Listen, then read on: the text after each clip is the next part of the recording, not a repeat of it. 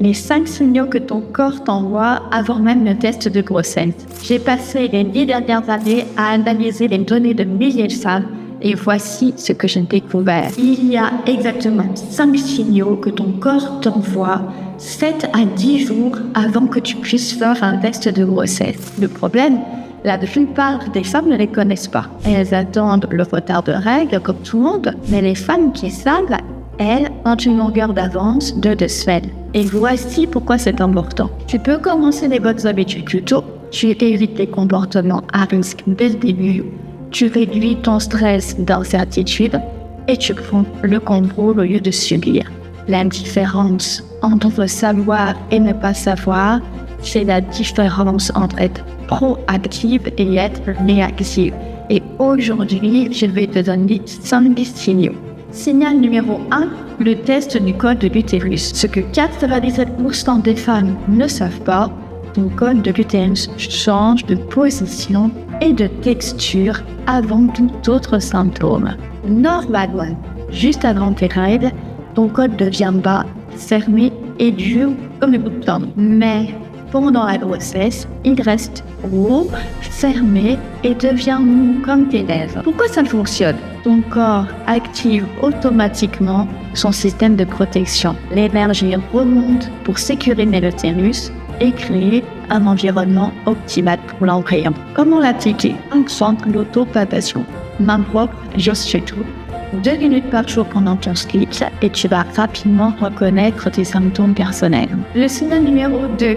Le changement de la glaire cervicale. Le fait que personne ne t'ait dit que tes pentes vaginales suivent un automatisme prévisible chaque mois, sauf si tu es enceinte. Voici la différence. Le cycle normal, perte blanche épaisse, translucide et filante à l'ovulation, et enfin, ça diminue. Pendant la grossesse, les pertes blanches téneuses restent et même peuvent augmenter. La science derrière, c'est que ton corps passe en mode conservation des ressources. Il retient chaque goutte d'humidité pour nourrir l'environnement utérin. Le timing, cela peut apparaître 3 à 5 jours après l'ovulation et même continuer.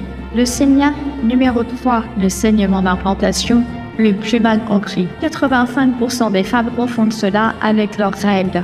Entre 6 et 12 jours après l'ovulation, tu peux avoir un saignement léger, rose ou brun. Les caractéristiques exactes, rose clair ou brun, j'appelle l'humus. La durée, 1 à 2 jours maximum. Souvent, pas besoin de protection. Et le timing, toujours avant la date prévue des règles. Ce qui se passe réellement, l'embryon s'implante dans la paroi utérine et ce processus peut créer ce mini-saignement. C'est littéralement la vie qui s'installe. L'action à prendre en compte. Notez la date, l'heure et les caractéristiques. Ces données vous serviront plus tard. Le signal numéro 4. Augmentation de la fréquence urinaire. L'habitude que j'ai observée chez 78% des femmes enceintes, c'est qu'elles vont uriner significativement plus souvent, même sans augmenter leur consommation des liquides.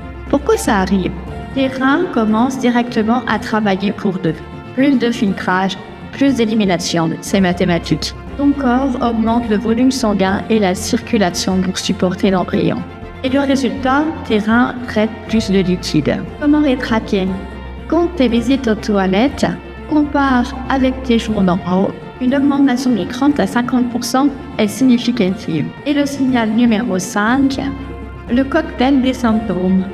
Voici ce que j'ai documenté chez des milliers de femmes. Plusieurs changements apparaissent simultanément, généralement 7 à 10 jours après l'ovulation. La liste complète: fatigue inexpliquée, même avec un sommeil normal. Sensibilité des seins, particulièrement les bas blancs. Aversion à certaines odeurs, et souvent celles qu'on émerge. Nausées légères ou envie alimentaire étrange, ballonnement persistant. Pourquoi ça fonctionne ensemble? Ton système hormonal se réorganise complètement. Chaque organe adapte son fonctionnement pour cette nouvelle mission. C'est un changement systémique, pas isolé. La règle des 3+. Si tu as 3 ou plus de ces symptômes en même temps, la probabilité est statistiquement significative. Et comment utiliser cette information? Étape 1. Traque ces signaux pendant ton prochain cycle. Étape 2. Note les dates, intensité et pattern. Étape 3, compare avec tes cycles précédents. Étape 4, si ces 3 signaux apparaissent, prépare-toi. La réalité, ces symptômes ne remplacent pas un test médical, mais ils te donnent des informations que 95% des femmes n'ont pas. Voici ce que ça change. Au lieu d'attendre et de stresser, tu deviens proactive. Tu passes de victime de ton cycle à expert de ton corps. Le résultat, plus de contrôle, moins de stress, de meilleures décisions pour ta santé. Et ça n'a pas de prix.